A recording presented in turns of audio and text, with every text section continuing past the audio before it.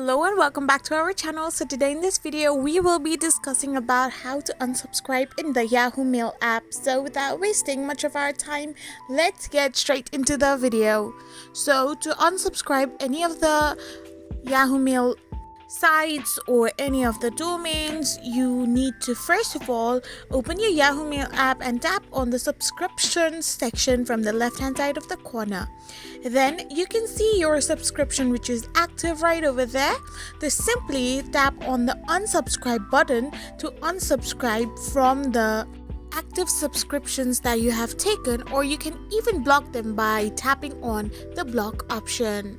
So once you hit any of these options, you are simply unsubscribed from that particular subscription. I hope you found this video helpful, so don't forget to hit that subscribe button and do give us a thumbs up. We will be back again with these informative videos. Thank you for watching.